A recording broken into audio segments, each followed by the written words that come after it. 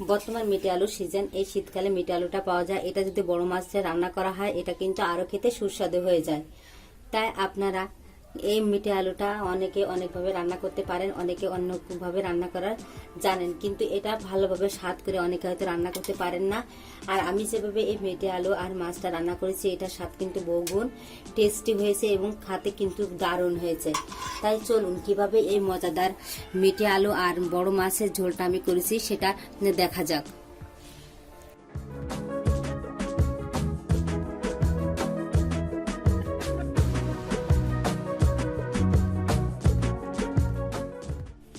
যে মেটে আলু, এটা আপনারা সবাই হয়তো চিনে থাকেন। এই আলুটা আজ আমি রান্না করব, তার জন্য আমি আলুটা নিয়েছি এবং সাথে দেবো একটা বড় সাইজের আলু, গোল আলু। এটা আমি কেটে নেব এখন। এখানে আমার 1 কেজি মতো আলু আছে। আলুটা আমি এখন খোসাটা ছাড়িয়ে নিচ্ছি উপর থেকে। আস্তে আস্তে করে উপরের এই পাতলা আবরণটা উঠিয়ে ফেলতে হবে। এই যে এমনভাবে পাতলা আবরণটা আমি উঠে ফেলে দিচ্ছি। আমার বাজারের আলু, বাসার না।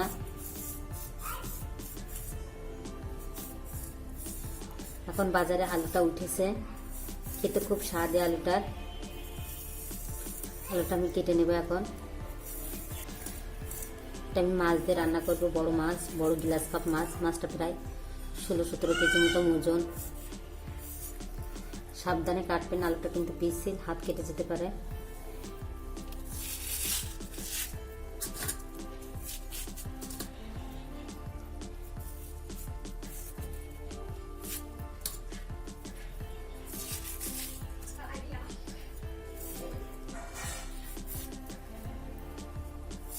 এবার আমি সবটা আলু কেটে নেব।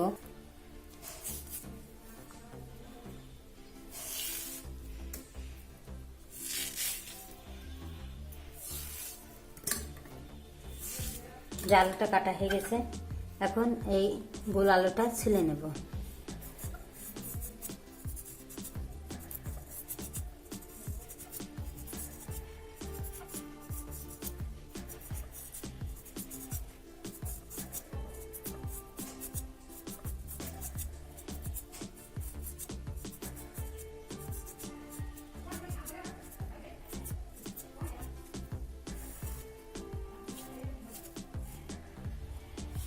যা সব আলু কেটে নিলাম। এখন এটা পরিষ্কার করে ধুয়ে আমি রান্নায় কয়েকটা কাঁচা চাল বেটে নিলাম।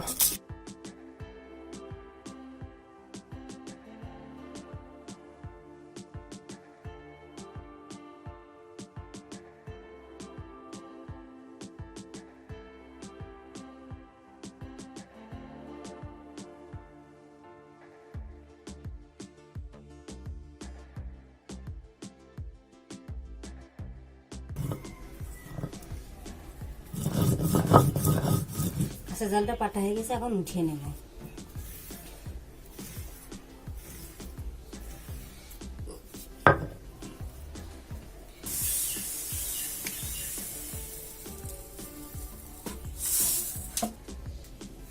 সর্ষে আর দুটো ঝাল একসাথে বেটে নিলাম। ঝাল দিয়ে সর্ষে বাটলে কি হয়, আপনার সর্ষেটা দিতে লাগে না।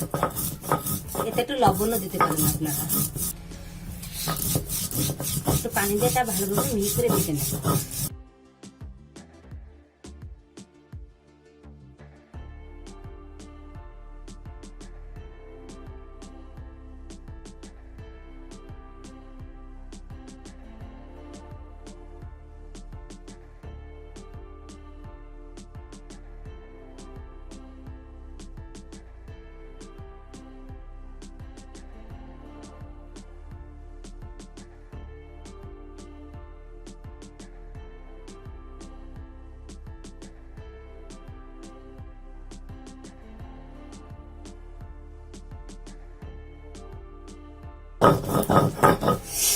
সর্ষেটা বাটা হয়ে গেছে।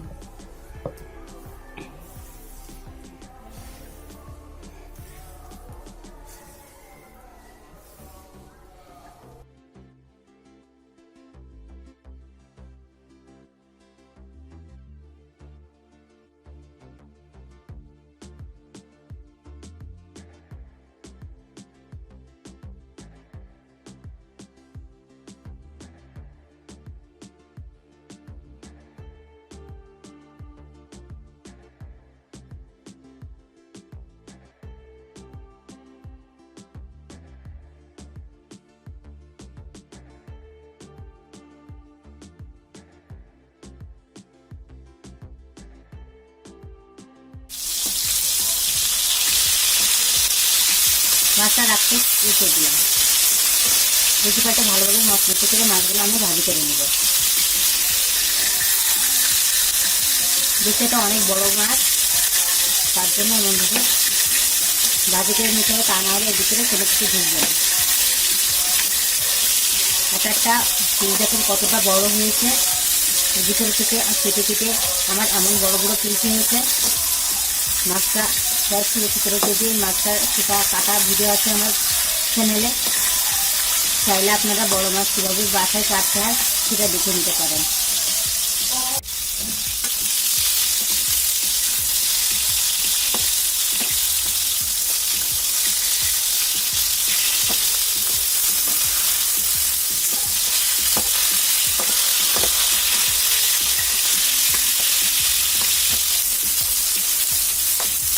মাছটা আমি একটু একটু ভালোভাবে লাল লাল করে ভাজি করে নিয়েছি। এখন এটা আমি পাত্রে উঠিয়ে নিচ্ছি।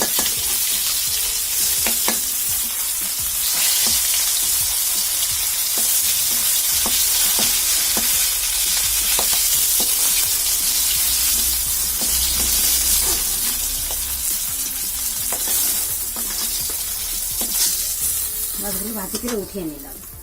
কিছুটা পেঁয়াজ কেটে দিয়ে দিলাম, দিয়ে দিলাম দুটো তেজপাতা,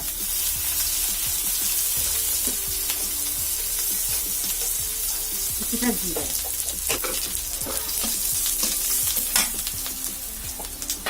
সামান্য একটু পানি দিয়ে দিলাম যাতে মশলাটা তুলে নেয়। সেটা চালটা একটু বেড়ে দিচ্ছিলাম, তার জন্য আমি একটু পানি দিয়ে দিলাম যাতে আমার মশলাটা তুলে নেয়। তার জন্য কিছু তেল দিয়ে দিলাম মাছ ভাজার মধ্যে।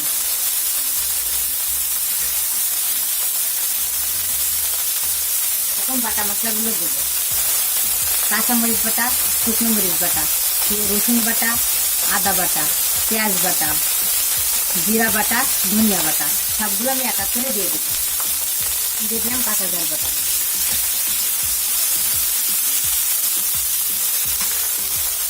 শুকনো ঝাল বাটা, আদা বাটা,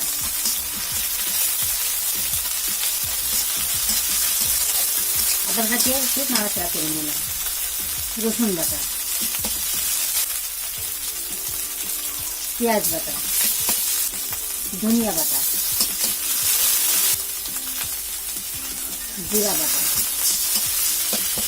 সব কিছু 1 টেবিল চামচ মতন দিয়ে দিলাম। মশলাটা কষানোর জন্য কিছুটা পানি দিয়ে দিলাম।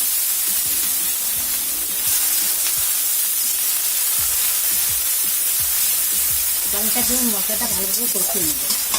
মশলাটা যতটা ভালোভাবে কষানো হবে তরকারিটা খেতে ততটা মজা লাগবে। লবণ দিয়ে দিলাম, হলুদ দিয়ে দিলাম, হলুদ লবণটা পরিমাণ মতো দেবো। এখন দিয়ে দেবো এখানে সরিষা বাটা আছে, এটা আমি পানিতে গুলে নিয়েছি যাতে সরিষার খোসাটা এর ভিতরে না যায়। দেখুন কতটা ছিটে বের হয়েছে।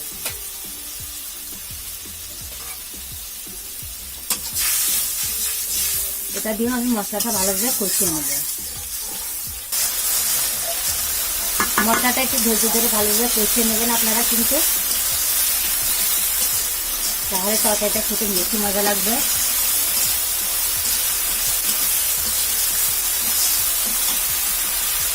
মশলাটা কষানো হয়ে গেছে, এখন আলু টুকরোগুলো দিয়ে দিলাম। এটা গোল আলুগুলো আমি আগে দিলাম, যাতে মশলার সাথে ভালোভাবে কষিয়ে নেবো আমি। এখানে পেঁচা করে কেটে রাখা ধুয়ে রাখা মেটে আলুগুলো দিয়ে দেবো।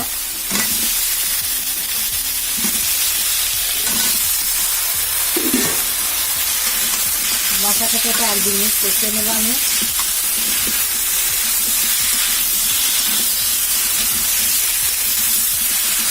আর 2 মিনিট কষানো হয়ে গেছে, এখন মশলা দেওয়া পানি দিয়ে দিলাম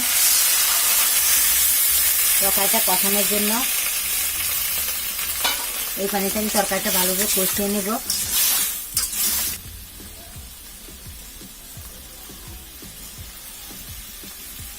এখন ঢাকাতে ঢেকে দিলাম কষানোর জন্য, অপেক্ষা করবো সিদ্ধ হবে। ঢাকনটা উঠিয়ে নিলাম। এখন মশলার সাথে আমি তরকারিটা ভালোভাবে কষিয়ে নেব। পানিটা আমার কম হয়ে এসেছে,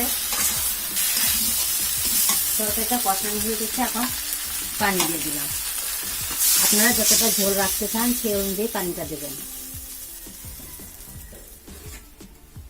এখন ঢাকা দিয়ে দেব। মেটে আলু আর গোল আলু সিদ্ধ হওয়া পর্যন্ত অপেক্ষা করব। ঢাকনটা উঠিয়ে নিলাম। আলুটা সিদ্ধ হয়ে গেছে আমার। দেখি গোল আলুটা সিদ্ধ হলো কিনা।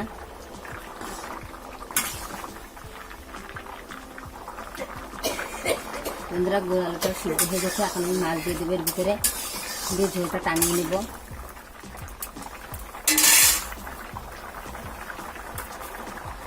একটা, দুটো, তিনটে, চারটে, পাঁচটা। আমি 6 টুকরো মাছ ভাজি করেছি। এক টুকরো আমার বাচ্চার জন্য রেখে দিয়েছি, আর 5 টুকরো মাছ আমি এর ভিতরে দিয়ে দিলাম। মাছ দিয়ে আমি কন্টিনিউ জাল করে নেব। এটা এর ভিতরে কিছুটা গরম মশলা বাটা আছে, এটা আমি দিয়ে দিলাম। গরম মশলা দিয়ে আমি 4-5 মিনিট এটা জাল করে নেব। মাছ দিয়ে আমি 2 মিনিট মতন জাল করে নিয়েছি। এখন এটা হয়ে গেছে, আমি এখন নামিয়ে নেব। এর বেশি জাল করলে এই মিঠে আলুতে কিন্তু আপনার ঝোলটা টেনে নেবে, তার জন্য এই পর্যায়ে আপনারা নামিয়ে নেবেন। তরকারিটা আমার রান্না করা হয়ে গেছে। দেখেন কতটা সুন্দর হয়েছে কালারটা। এটা আমি এখন পরিবেশন করে আপনাদের দেখাচ্ছি কতটা মজার, কতটা ইয়ামি হয়েছে এই তরকারিটা।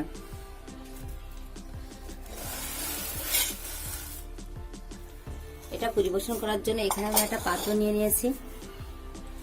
এখন এটা আমি আপনাদের, এটা পরিষ্কার একটা পাত্র, এটা আমি কেটে দেখাচ্ছি কতটা সুন্দর।